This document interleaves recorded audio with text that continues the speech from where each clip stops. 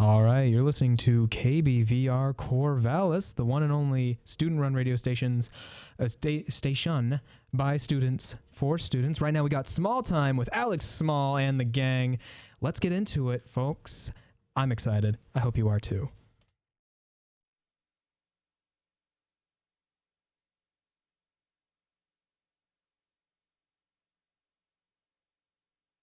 Well, hopefully every week. Not always the case, but I like to try. On this show, we do these radio plays that we've written and that we're all just performing ourselves. I forgot to give a shout out last week to Nick Miller, who's in the booth, and Macks, who's doing sounds. Yay, Macks. I just like saying Macks. Yes, old golf clap, because new golf clap is just lots of cheering. If you guys ever watch golf, it's bad jokes. This is how we start the show.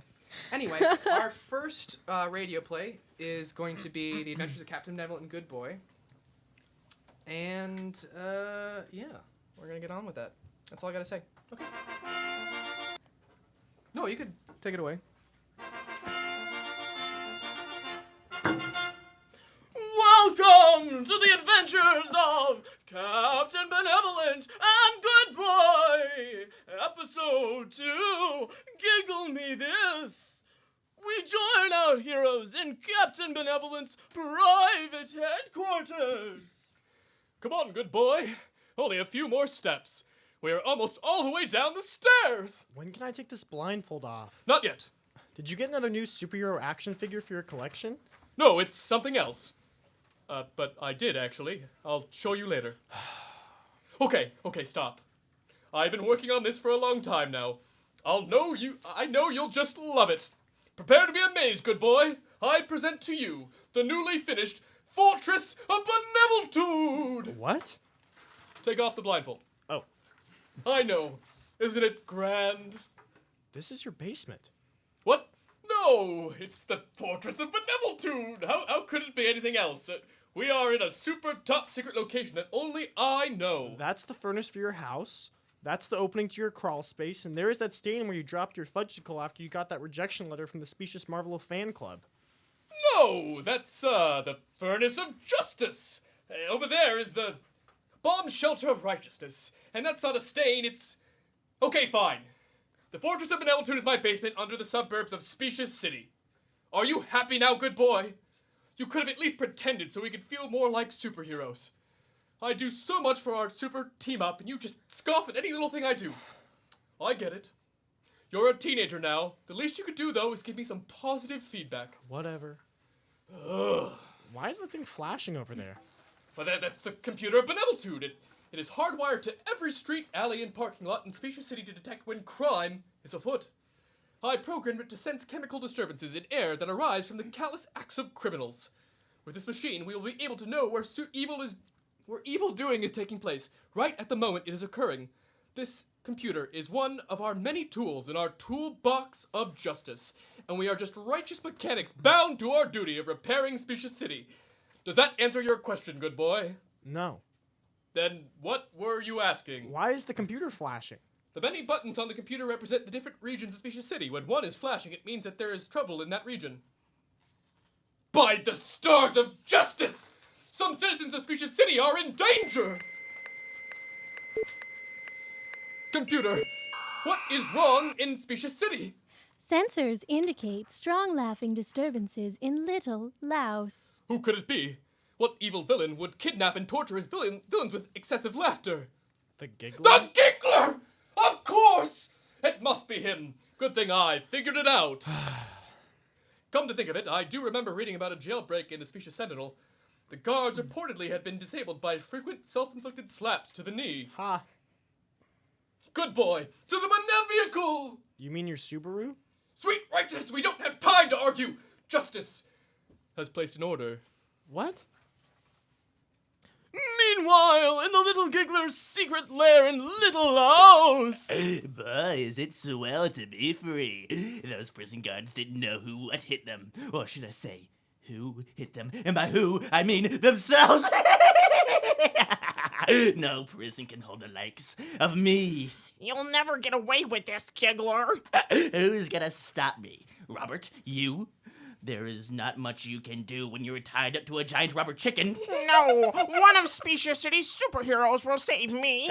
Oh, that's cute. You truly think someone will rescue you before I get what I want? Think again, Mr. Banks. What do you want, Giggler?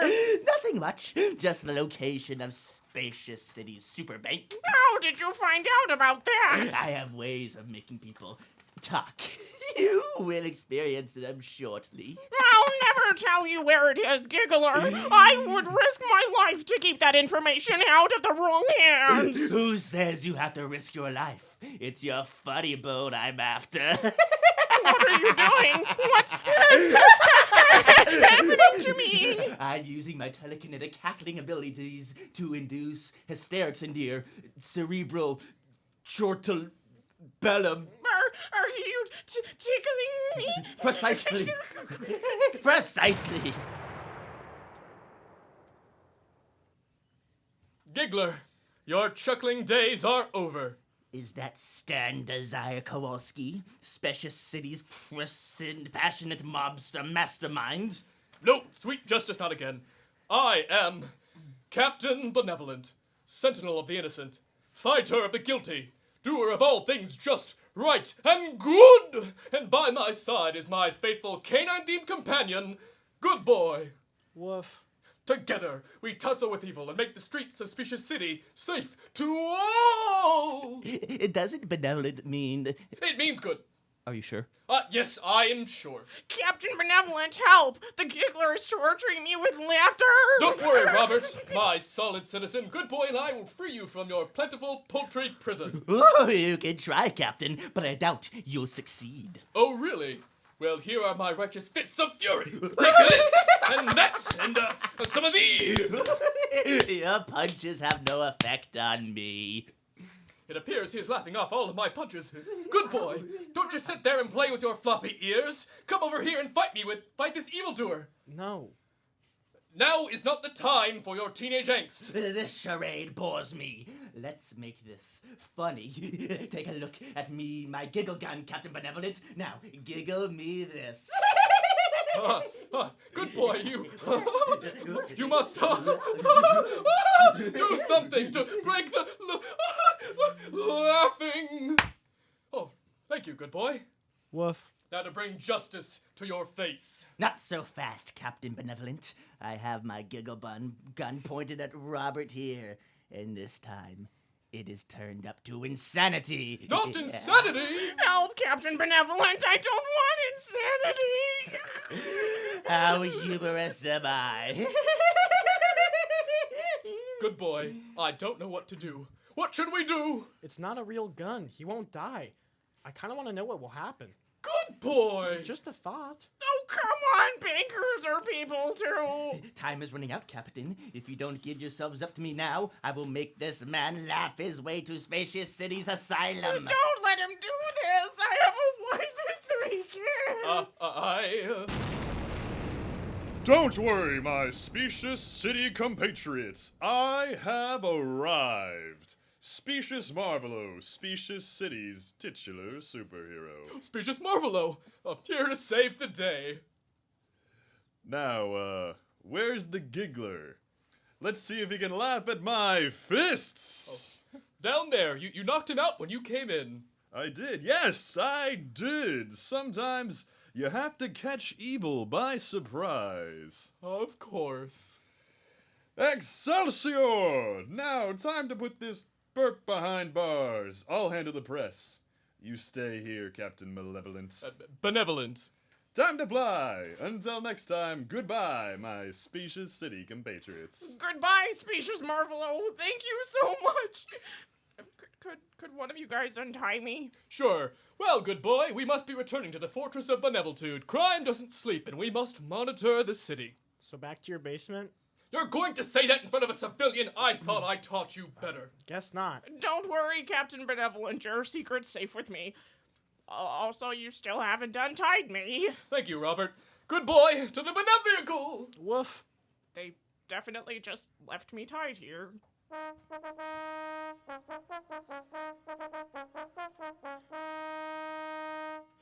concludes another fantastic episode! Join us next week for more of the exciting adventures of Captain Benevolent and Good Boy!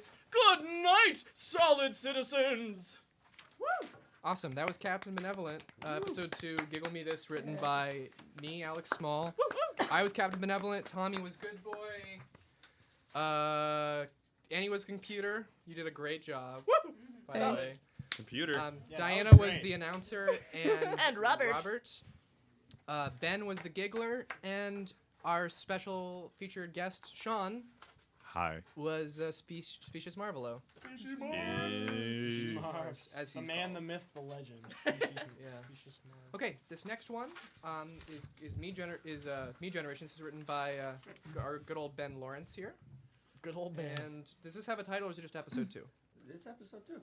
This is episode 2. That's the title. That's how we're This is labeling it. episode 2. Okay, let's do this.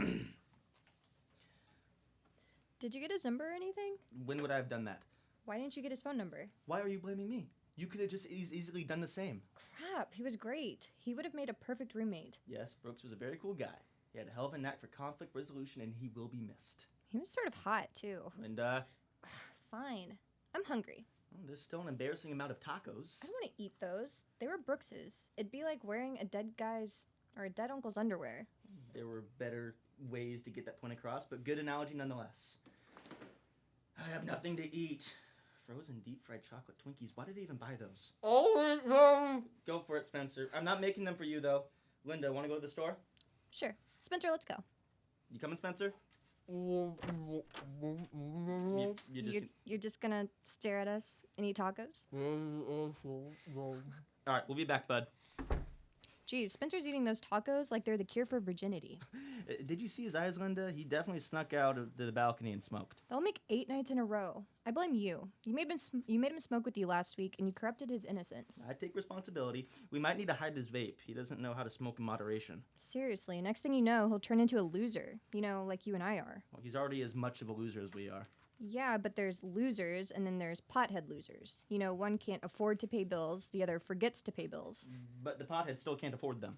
True, but there's still a difference. Yeah, I see what you mean. Are you gonna drive? Why do you always ask me that? I'm the only one with a car. Yeah. I know, but it feels rude to assume. Come on, hop in. We're going to Winco, right? Of course. Nope, it's closed. But it's closed. It's not closed. Jeff, look at it. The lights are off, and there's no cars in the parking lot. That's a great time to go. I love grocery shopping when the store's empty. It's like playing with dolls while no one's looking. Do you do that? No.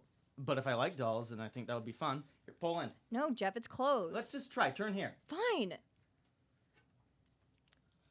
See? They're locked. What? No way. Let me try. Why won't you just believe me? Huh. I think they're closed. Ugh. Yes, you, sir, with the cigarette. Do you know what's going on here? Broke. Come again? It broke. What broke? The store. The store. Broke. Poor thing just up and broke. Interesting. How did you find this out? I've seen my fair share of broken stores. Figure it'll take a few weeks of fixing to get her up and running again. That sign there says closed for remodeling. Yep, that'll do it. Okay, thank you, sir. You've been mighty helpful. What now, Linda? Let's just run across the street to Safeway. Safeway? No way. That was funny. Come on, hurry up. Wait, Linda, it wasn't meant to be funny. You know I hate Safeway. It's all in your head. It is most certainly not. Every time I go in there, it's the most stressful experience of my life. Yeah, and it's always fun for us. Look, I need groceries, and I'm not driving all the way to Fred Meyer's to get them. If you want food, then this is where we are going. Fine. But I'm gonna use your boobs as stress balls if I get overwhelmed. No, you're not. Rats. I hate this grocery store. It smells like food. Hi, welcome to Safeway. Jesus! God! Just scared me. Sorry, just doing my job. Is it your job? Since when does Safeway have greeters? We don't. I work in the deli. I just love greeting people. So you are by definition not doing your job. We have a sale on rotisserie chickens today. Is there a problem here? No, Mr. Herkovich. We're fine. She just startled us a little when she greeted us. Stacy, what did we talk about? This is different. I'm on break now. No, I told you under no circumstance I don't will see you... the harm in it. I'm not going to have you undermining me anymore. turn in your name tag. Your professional relationship with Safeway has ended. That may have been our fault. Sorry for getting you fired. My heart is breaking. That seems dramatic. Good luck, Stacy. Yikes. Don't beat yourself up too badly, Linda. You didn't mean to tattle on her. You were the one who shrieked. I did a voiced gasp. Then why were my ears ringing? Because you got them pierced. That sucked. I better check my debit balance. Would you grab a cart?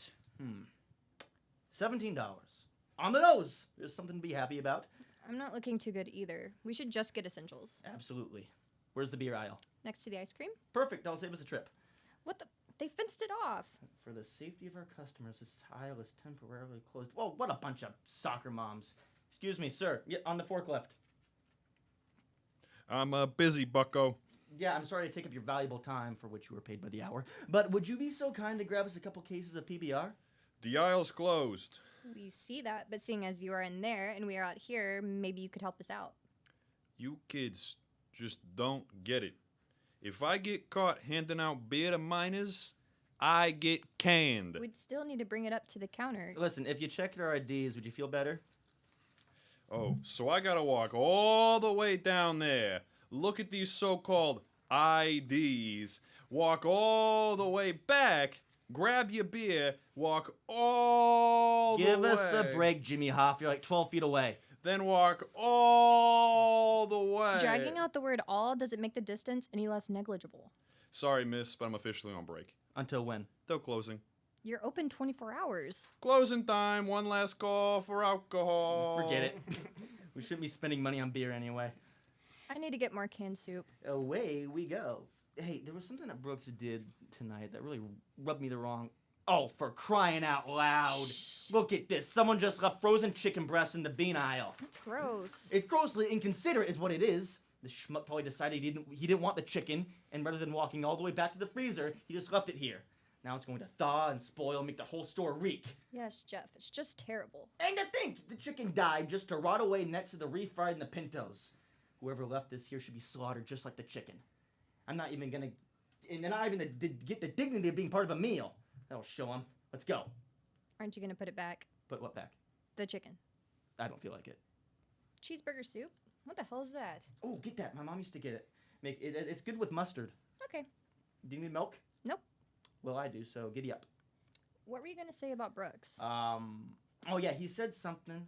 Oh God, what a mess. There's milk cartons everywhere. Hi, sorry, just doing some restocking. Restocking milk? Isn't that what the space behind the refrigerators is for? Oh, that's why they have that. It's my first month. Let me clear some room so you can squeeze your cart through. That's fine, we can go around. No, I have you covered. Oh, wow, these are heavy. Oh, thank you. This is such an ordeal. It's fine, just grab your milk. I don't even want milk anymore. Are you serious? It's gross when you think out of it. They squeeze it out of boobs. Fine, let's just move on. No, we can't make her move all these boxes and not grab anything. Oh, my spine. Let me just grab a carton and let's get away from here. But you aren't gonna buy it. It's fine, I'll ditch you behind the cereal. Thank you. Thanks a ton. Could you actually grab my manager for me? Go. Oh my God, that was a nightmare. You made it worse than it had to be when you suddenly became grossed out by breasts. It's not just that. Why is it so white? What could milk be hiding? Jeff? Brooks, what are you doing here? What are you talking about? Hey, Linda, right? Yeah, it's been a while. You look good. Thanks, I've been working out. Hey, I'm glad I ran into you guys. Do you know anyone looking for a roommate? Yeah, I think Linda needed one. Jeff, didn't you need one too? Good, you both need one. His name is Connor, so did you want me to give you his number, Jeff? What?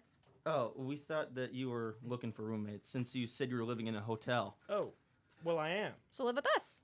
That sounds great, but I was hoping to get my own loft downtown. That would cost $3,000 a month. That's insane. That should be illegal. Did you not check rent prices before you moved I here? didn't think Portland would cost so much. Brooks, if you lived with us, you'd only pay $640 a month. That's the best deal you're gonna find. I don't know if I want to live under constant arguing. You want to live under a roof, though, right? I guess I don't have much choice. You mean... I don't want to say yes right now, but... You're moving in with us! It looks that way. Yay! I'm so happy! Hey, come on back. We'll show you our room. Wait, you and I would be sharing a room? Along with Spencer, correct? No way, I need my own room. And I'm sure you'll find a very affordable one in Gresham. No, please, anywhere but there. So it's settled. Linda, you can go ahead and check out. I want to speak with Brooks for a moment. I'm not paying for your groceries. I know you're not paying for my groceries. I'll meet you in line. Fine, just hurry up. What's up? Hold on. Wait for Linda to leave. So, Brooks, come here. I've been wanting to talk to you about something that happened at ours now, the apartment. Oh, dear. It's entirely innocuous. What's accused? As in, not a big deal. Oh, right. When you asked for beer. Oh, gosh, I'm sorry if that was rude. No, it's not that. That was fair, really. Tacos for beer. No brainer. Okay. As it stands, okay, I'll come out and say it. You used this phrase, I believe it was crack open a cold one? Or something to that effect? Crack open a few cold ones. Yeah, sure. Do you say those kind of things a lot? What kinds of things? Brooks, let's be unequivocal for a moment. So can we talk louder? No, I mean, I don't think anyone would disagree with me if I called that a douchey statement. Douchey? For lack of a better word. What would be a better word? There isn't a better word. I just said for lack of. I don't understand why you're saying this to me. Jeff, hurry up! I'll be right there. I'd say disingenuous or arrogant would be a close second. What, arrogant? So I'm arrogant now? I didn't say you're arrogant. Jeff, I'm almost next in line. I'm not buying your groceries. Let people go past you! I can't. I already put my stuff on a conveyor belt. To be honest, I don't think I can ever say anything around you again. What? Don't be ridiculous. Or at least I can never relax around you. Brooks. Now, every time I open my mouth, I'll be afraid something will come out that's going to annoy you. Okay, Brooks, forget I said anything. I don't think I can. Please do. As I said, it's innocuous, not a big deal. Really? Yeah, say whatever you want. Say brewski, fam, lit. I can take it. Good. But still, tone it down a tiny bit. Are you serious right now? Jeff! Hold on! Brooks, don't take it so personal. Jeff, I put my stuff on the conveyor belt. Well, take them off! I don't think I can live with you. I can't. He's checking out my items. Well, you should have put them on the conveyor belt! Brooks, listen, please. I'm not paying for your stuff. I'll pay you back! I'm going to leave. Brooks, hold on. Jeff, I'm not paying for you. I'll pay you back! I'll get charged an overdraft fee. See you around, Jeff. I'll pay the fees, too! It's $35. Tell everyone to wait! I'll be right there! Brooks, I didn't mean to hurt your feelings. You don't matter enough to hurt my feelings. Brooks! Jeff! I'm coming! Jesus! I'm here. Take it easy. Where's Brooks? He's gone. I hate Safeway. Awesome. Woo. Well, that was Me Generation episode 2. Jeff was played by Ben. Linda was played by Robyn with a Y. Robyn. Robyn with a Y. Oh, I was Spencer and the manager. Diana was Clarissa. Annie was Stacy. Tommy was Brooks. And Sean was the vagrant and Glenn. Yeah. And speaking of Sean. Wait, really quick. Well, what? I have to wave at Cody, Derek, and Aaron. So hi, guys. Hi, everybody. Hello. Thank you for watching, listening, all that. But right now, we're going to interview our special featured guest. Because I couldn't decide on which one was better, special or featured. Hi, Sean. Hi. So I hear you're on the show called Split Screen. I am. So I'm going to segue into questions. I hear you guys are doing an awesome Super Smash Bros. Tournament called Smash the Dam. We are. I have actually been kept kind of out of the loop on this. A lot of the actual details you can get by going to the Split Screen Facebook page. Exactly what you would think, OSU Split Screen on Facebook, and just drop them a message. They'll give you all the details on the Facebook page. Oh, and for those who don't know, can you give a little description of what Split Screen is? Yeah, Split Screen is a video game TV show we do here on KBVR TV, at Channel 26 on Comcast, for those who have it. And really, we just hang out. We play video games. We do news packages weekly, and we bring on really cool guests to come talk about all the really cool things to do here at OSU. Awesome. Yeah. Well, thanks. Is there something else? Anything else you want to promote? You're the promotions guy for KBVR FM, right? Yeah. So I run our social media. Really, the big thing I want to promote is we're doing a karaoke night, May 16th, 6 to 8 p.m. up here. So if you guys want to come sing your favorite Journey songs at the top of your lungs, or Queen. Yeah, Queen. I don't know who would want to come sing Queen though. I have no idea. I don't know. I've just sang Queen with two of the people in this room. Or karaoke, at least. Don't look at me like that, Diana. Anyway, awesome. Are there any other KBVR FM sponsored events or KBVR TV sponsored events you'd like to promote while we're still here? TV versus FM on Split Screen is next week. So it is going to be myself and another member of the FM staff who has yet to be decided facing off against the two members of TV's staff. So we will, that'll be next week, 6:30 on Channel 26 or on our live stream KBVR TV. Awesome. Yeah. Great. Well, that's awesome. Is there anything else you'd like to plug before we move into our final 2 radio plays? I do a radio program 11 p.m. to midnight on Mondays called The Goat Tourney. We are working to determine the greatest rapper of all time through a March Madness style bracket. If you want to see that bracket, you can head to DJ Foxtrot on Facebook. We're about halfway through. We're through one side all the way up to the Elite 8, and we're going to start with the East Division next week. Awesome. Well, that sounds awesome. Thank you so much for being on the show, Sean. I appreciate. You've been on the show before, but I really wanted this time to have a special guest and somebody who could do voices with all of us, and it was great that you could come on. I am not on your level, but I am appreciating just being here. Hey, you got a deeper voice than me. That's all I really want Nice, sometimes. rich timbre. Yeah, that's all I want. I'm Sometimes. definitely gonna sign up for this Smash Brothers tournament. Oh, you didn't know about it? No, I had no idea. I didn't know there was. I went to the Memorial Tommy's a Union big one. Chic player. Anyway, Cody, you should sign up. I should for it. warn you. There might be some regional professionals coming in. I'm all about that. All right. Okay, so moving on. Our next. You're not. Are you not in this one? Oh, you're not in this one. I forgot about Is he that. not? Can we double check our I'm gonna double casting check in the this? casting on that. I'm pretty sure you're not, actually. I forgot about that. Oh, that's probably why I gave you 2 in Pinot. It's because you're not in this one. Yeah. Yeah, that makes sense. Oh, Okay. yeah, all right. Awesome. So this is going to be the Heartless and the Megan. It is a weird coming-of-age soap opera-y weird kind of amalgamation that I've written. This is episode 2 of that. Are you guys all ready? Sure. Okay. Well, Max, can you please take it away? That's the wrong sound. That is. We get on the road to get this car going. Okay. On the road again. Let's take 2 on this one. Dear Megan's Diary, it's me again. Boy, did I have a long day at school. I had pop quizzes in all my classes. That was darn tough, pardon my language. It wasn't all bad, though. At lunch, I was talking to Becky, who talked to Richard, who heard from our principal that they were going to have to start having school-sanctioned extracurricular activities. That got me really excited. So then I went to Jordan, who heard from Daniel that Mr. White was talking to Mr. Porter about starting a school soccer team. Awesome, right? Anyway, I was really happy, but then I heard Miss Flowers say to Gina that she was going to start a newspaper. A school newspaper and a soccer team? How am I going to decide which one to do? I was pondering this while painting Dad's nails while he's in his coma. Hey, Dr. Vasquez. Do you think my dad would like his right thumbnail painted teal or seafoam green? Teal, I guess. I'm on it. Megan, I've come here to tell you that your father may never wake up from his coma. Huh. Well, Dad never did like getting out of bed in the morning. In all my years of doctoring, never have I seen a patient so comatose.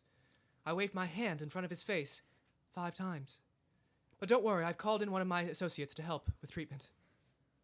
Dr. Vasquez. Dr. Lizowski. Doctor. Doctor. Is this the patient? Yes, doctor. Drawing on my 20 years of practicing doctoring, I conclude that this patient is, in fact, in a coma. My diagnosis precisely, doctor. Excellent. Now the question is, why is he in a coma? This is why I called you in, Dr. Lizowski. Always so keen and discerning. You're very welcome, Dr. Vasquez. Dr. Vasquez, how is my husband doing? Mrs. Richmond, I've been checking his vitals all day. He appears to be vitaling just fine. But his coma is deep. Thank you. I appreciate all you've done and will reward you with chocolate handsomely. Miss Richmond. Please, doctor, call me Priscilla. Miss Priscilla, your husband has been in a coma for a week now, correct? Yes, we were at a dinner in his honor celebrating his many years of chocolate-making achievements. What happened before he entered his coma? Well, doctor, he fell to the ground comatose after hearing terrible news. That doesn't seem nearly severe enough to induce... From 3 different people. 3 different people. How is this man still alive? I don't know. It's 1/3 my fault. I cheated on him with his business partner. How can I even live with myself now? Mom, did you ever play soccer when you were growing up? What, sweetie? Jordan heard from Daniel that Mr. White was talking to Mr. Porter about starting a school soccer team, and I'm not sure if I want to try out. No, honey, I never did play soccer. My father never let us have sports equipment. We were so poor we only had enough money for food and shelter. Food and shelter! It was so embarrassing. I play soccer a lot during recess, and I'm pretty good. I heard Miss Flowers say to Gina that she was going to start a school newspaper. I don't know what to do. Do you like writing? No, I just want to boss people around. But soccer, what should I do, Mom? Can this wait another time, honey? Your father is in a coma. I know. I'm making sure he looks pretty. Megan, did you put eyeshadow and lipstick on him? He didn't say no. Because he's in a coma, darling. What did you think, Dr. Vasquez? Dr. Lisowski? Should I join the school's newspaper or the soccer team? Megan, it really isn't our place to tell you what you should or shouldn't do. Listen to your heart, and it will tell you what you need. Newspaper. Definitely the school newspaper. What? She's so young. The physical exercise of soccer is more rewarding for her than writing for a stupid paper. I'm going to force other people to write. I thought you asked me here for my professional opinion, Doctor. I can't even look at you anymore. Leave my patient's room. I'm sorry about that. Dr. Lisowski doesn't understand the importance of soccer for childhood development. That's all right, Dr. Vasquez. Can you please leave? I would like a moment alone with my husband and my grief. Of course. Call me if you need anything. Megan, could you please leave as well? I heard that Mrs. Williams is downstairs. She came to visit your father. Mrs. Williams? She's my favorite teacher, and she gives the best advice. She told Dimitri to always look on the bright side of things. And the other day, he only cried once when he found out his parents were getting a divorce. Anyway, I left Mom and Dad and went downstairs. I looked all over the ground floor for Mrs. Williams. I asked doctors and nurses too, but they didn't know where she was either. After a while, I started thinking that Mom had just made it all up, but then I heard some voices in the stairwell. Is this private enough, Desmond? Yes, Mrs. Williams, it is. You seem a little unhinged. Something wrong? You know what is wrong. Is he all right? You didn't hurt him, did you? Of course not. Your beta fish Francis is fine, as long as you give me what I need. All the papers are in this folder. It's all there. But why do you need them? Why did you return from boarding school? Did I say you could ask questions? What I need seems to be in here. You'll find Francis in a fishbowl on your front porch tomorrow morning. We are done here. Finally. Oh, poor Francis. Hi, Mrs. Williams. Ah! Megan, what are you doing here? My mom said that you came to the hospital to visit my dad, so I went looking for you because I need some advice. I've been really struggling with it. Oh, Megan, it must be awful seeing your father in that state. I can only imagine just how excruciating that must be. I'll do anything I can to help soothe your mind. What is it, my dear? Should I join the soccer team or the school newspaper? Your father's in a coma and all you can think about is what after-school activity you want to do? Yes! It's been plaguing me all afternoon. I still haven't seen your father yet. I'm gonna go to his room now. As Mrs. Williams walked to Dad's room, I kept talking with her and weighing the positives and negatives of both options. She didn't respond much, but it was nice to have someone to talk to. The more I talked to her, the faster she walked. She must have really wanted to see how Dad was doing. Anyway, we finally got to Dad's room. Megan, I don't know if paper cuts are worse than grass stains in the long run. Will you just stop talking and let me... Mr. Richmond, you're awake! Yes, Linda. And the shock of learning that my wife is cheating on me, my oldest daughter eats my competitor's chocolate, and my son is back didn't cause me to enter my coma. It was something else entirely. I was poisoned. Wait a minute! Why don't I just do both? And that's exactly what I did. It turned out that soccer practice is never scheduled during newspaper meetings. How perfect! Anyway, deciding between soccer or the school newspaper is tough, but in the end, I learned something. If you have to choose between two great activities, sometimes you can find a way to do both of them without any consequences. Goodbye for now. Lots of love. Megan! I love that one. Oh, I wrote it too. That's how self-aggrandizing I am. Humble brag so hard. My favorite radio play right there. So hard, guys. I write the best radio plays. Anyway, so that was the Heartless and the Megan episode 2. Annie was Megan. Hi. I was Dr. Vasquez. Sean was Dr. Lazowski. Diana was Priscilla and Mrs. Williams. I was also Desmond. And Tommy, who next week I swear I'm gonna need you more parts. I just realized. Sorry about this week. You were Reginald. Yeah.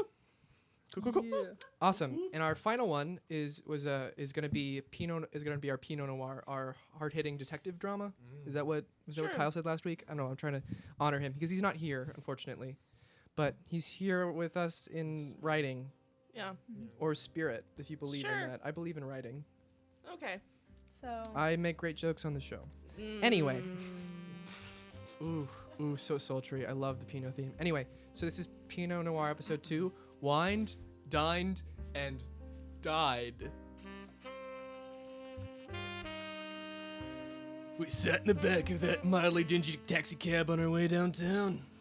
I just heard an anonymous tip that the Café du Pretense, whatever, was a hot destination for patrons who would soon wind up 6 feet under. I stared out my rain-spotted window, pondering over just how deep that would be using my actual feet to measure out. My gut told me it was close to 14 hands. Yeah, I just can't say I wanted I am to have Chicago's most renowned private detective in my cab now. I could tell by that iconic 5 o'clock shadow from the moment you stepped in, it's Detective Ling. Oh, if only my parents could see how far I've made it in this country. Detective Ling, it seems everyone in the city has heard about your investigative exploits. Tell me, just how did such a recognizable name as Detective Ling get its start? How'd the name start? Well, Miss Blanc, it all began a long time ago. It was a warm, sunny day in Nice, on the French shores of the Mediterranean.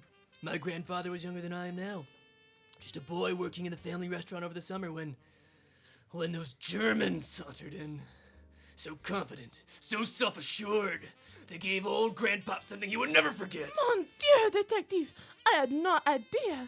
Please, say no more. I know exactly how you feel. My family lost everything to that abominable war. Only Grandmama, pregnant with sextuplets and clutching your other 4 children, was able to find safety on a boat to America and escape that blasted continent. Are you? Oh, that's not what I was gonna... Do I hear mutual commiseration over the loss of family back there? Well, I wouldn't get in on... Finally, 2 people who can both understand my pain. You see, I am Yazidi, and my people have been harassed and persecuted for centuries. But now things are worse for us than ever. Before, when I was little, my parents spent the whole life savings to send me to America, to make something of myself, to escape the violence and injustice across the sea. But now, I haven't heard word from my family for months, and I can only fear the worst. I think we're on completely different pages here. Yes, we are. Ling, you have taken it upon yourself to become the world's greatest detective, to track down those who did wrong to your family all these years ago, to trudge through the cloudy sediments of the world to seek purity and justice. How noble, how prestigious, and wonderfully dangerous. Actually, just hold on to those thoughts. You see, these Germans weren't soldiers. They were wine sellers. And not nearly as stony and cold as you might think. Grandpop never had a Riesling before in his life, and he never looked back at his own French wines since then. Are you being serious? Dead serious. He never shut up about the wine, to the point that my parents named me just to get some peace from him. And that, my dear, is how the famous name Detective Riesling all began. Your first name is Reese. That's your story. I'm going to need a minute of quiet from you after that. I thought we were gonna have a moment. I guess not. Well, we're here anyway. Enjoy your dinner or whatever. All right, Miss Blanc, all we have to do is get a table inside the cafe and start our observations. Hello. I assume you're the host here. Why, yes. How astute of you. And I wonder how you detected that, Did he really just say that? Seriously? Detective Ling, we are pleased to have you seen here with us tonight. You brought your famous 5 o'clock shadow and an extravagantly wealthy and ostentatious date. My, the tales the papers will tell tomorrow. Yes, I am very important and all. Now, sir, we'll have a table for 2 and, Oh, you want to be seated? No. You've arrived just at the height of the dinner rush. There's absolutely no way of you getting a table now. We are currently packed with the cream of the crop of all of Chicago's C-list celebrities. But everyone in town knows Detective Ling. How can we not get a table among all these C-listers? I'm sorry, but it's completely out of my hands. Maybe try someplace that actually exclusive if you want top-shelf service. Now, Scram, you re-owned sleuth, your limelight is making our customers rather uncomfortable. Very well then. Come on, Miss Blanc. Let's regroup in this nearby alley to plan our next move. Let's see. How can we possibly slip into the cafe if we don't get ourselves a table? Oh man, this waiter's uniform can feel so restrictive in that ritzy cafe. I always feel like coming out in this dark alley to get a breath of fresh air, though. I know exactly how you feel. Just coming out for a breath of fresh air, all unsuspecting and everything. Like sommelier Sam always says, waitstaff is like a fine wine. You gotta let it breathe. I've never heard him say that. And you know he prefers to go by Samuel. The execs always called him Sam, and he's still pretty shook up about that. You should know better. Karate chop! Judo jab! Detective! Sacre bleu! What are you doing? What's it look like I'm doing? Quit your sacre bleuing, my sassy secretary, and put on their overcoats. Yeah, that word. Yeah. We'll take their uniforms and blend in with the waitstaff. Then we slowly but surely uncover the real cause of what's going on in here. But Ling, they're not even unconscious. You just knock them down onto their bottoms. Ow! Oh my god, are you crazy? Hey, like, what? What do I over here? Looks like, what? Detective? I don't even have wordplay for what I see before me. The details of what happened immediately afterwards became a little cloudy. I barreled past the staff and dragged Miss Blanc along with me, after taking the necessary precautions to make sure that real city detectives wouldn't tail me. I retreated to my office to plan my next attempt to be seated at the Café du Pretense and dropped my secretary off at her exclusive upscale apartment complex downtown. What a wondrous misadventure. At least I'm home now in my strikingly modern steel and glass industrial chic apartment that I alone inhabit. I think after all the excitement from today, I'll pour myself a nice glass of mineral water. Something about the flavor, I don't know, I just love it. Hey, like, maybe ask if your guests want something? Like, how impolite, right? That's like a breach of like etiquette, my dude. I thought foreigners were like cool or like whatever. Les Gasp! Who are you strange people? And why are you wearing open-toed shoes in my house? Lady, they're called flip-flops. Listen up, monsieur. She does raise a righteous point, my polyglot compatriot. Madam French lady, we're business associates. Someone who's like highly interested in your personal developments. We're kind of banking on you knowing what that means, since we can't reveal the identity of our employer. So, like, just FYI, but let it be known that, like, the eyes of the West Coast closely follow your every daily routine and breach of said routine. Yeah, like buying bottled mineral water. So environmentally short-sighted. But anyways, don't rock the boat too much. Even here in Chi-Town, the waves you stir up can ripple far and wide, even to the golden shores of the Pacific. Speaking of waves, we got a jet like pronto. So yeah, our boss said, you know who sent us, and to give you this sealed envelope. Cryptic, right? I see. Well, tell your boss I understand what she expects from me. And I suppose I have no choice now but to accept her constraints. Go back to your Pacific Ocean and leave a scared yet fabulously wealthy and empowered woman alone. You got it, miss. Namaste, or whatever. Yeah. I could weep. My mysterious foreign past has begun to catch up with me, even here in Chicago. It is small comfort that those two goons are working for a woman, and at least the glass ceiling on organized crime is cracking.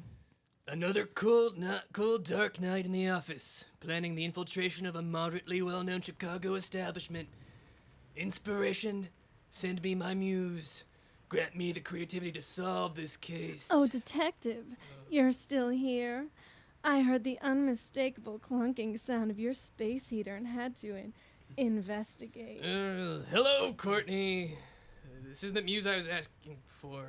Don't you have an office management business to take care of, or an apartment to sleep in? Well, if you want to talk business, you could say I've been missing some mail in my office. Are you referring to my rent check? Because I swear, once I know I won't be pinned with assault charges, I'll have funds available. But like right now, it's a very financially uncertain time. It was a deliberate innuendo, detective. I thought a famous, unshaven sleuth like you could have picked up on that hint. Ling, you know I have a bachelor's in psychology from the State College of Manitoba, sorry. I know exactly what's going on in that handsome head of yours. Oh, so you're picking up on my mild distress that you're slowly crossing the room towards me? Or my internal curiosity at how you aren't frozen to death in that impractical silk nightwear? Don't mansplain the impracticality of my own clothing to me, mister. I know precisely what I was getting into when I got into this. Wait, Courtney. Impractical clothing. Analytical psychology. My precious face double. Pour the champagne, you've done it! That's how we crack the case. Tomorrow at lunch, you come with me to the Café du Pretense. I'm not even trying this time. As my date and my cover. I'll shave my world-famous face prickles and nobody will be able to recognize me. That's how we'll get inside. Then we can get to the bottom of this mystery. You want to take me to lunch tomorrow?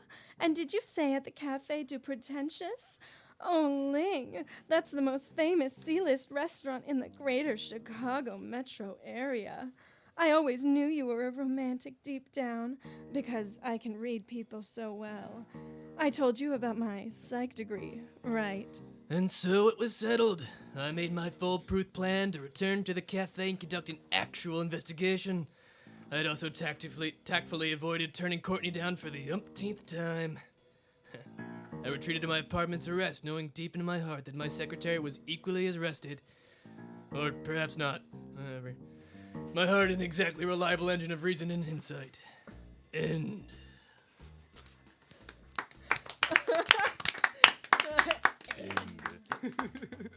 I'm like, that's not my line, but I want to say it anyway.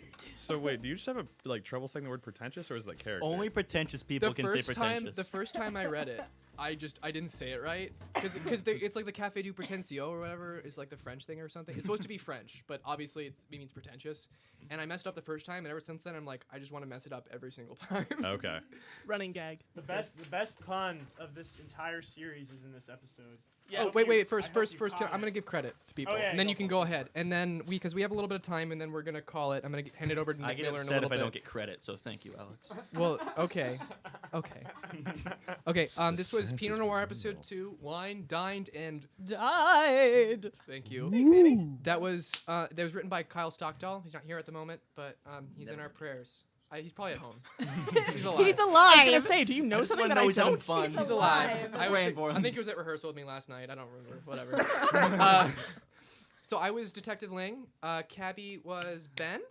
Savannah was Diana. Mise Savannah Blanc. Host was our special featured guest, Sean Fox. Killed it. He was also Surfer 1. I was Surfer 2. Waiter 1 was Ben again, and Waiter 2 was Tommy. And again, Tommy, next week, I promise you're going to get so much more because, oh my god, I really messed up on the casting this week. There is no small part. There's only small. There's no small part. There's only small time. Also, Brooks will be eating tacos in the next episode of Me Gen, so you won't have any lines there either. What's up? Oh, Annie was Courtney. Annie. You're the worst. Annie, I didn't forget you. Aw, Thank you. I got you. Thank you. All right, I want to point out the pun that's so beautiful in this. Okay, you can do that, and then after that, we're gonna go over to Nick. So German wine cellars are not nearly as stony and cold as you might think. because they're like wine cellars, but also like wine cellars. Yeah. Yeah, there we go. Thanks, Max. It's a very Thank it's you, a Max. subtle one. That but was it's hilarious. Thomas McKean with our pun of the night. Thank you. Because Okay. cellars are Max cold. Johanesen with our sound effects. Oh yeah, Max Johanesen with our They're sound not effects. nearly Thank you again, as Max. phony as you might think. And thank you so They're much, Nick German, Miller, but they're for also controlling this from the wine booth. And now, Germans Nick, are you funny. can take it over. Okay. All right, that was Small Time with Alex Small and the gang. Good time had by all. Just a great bunch of people.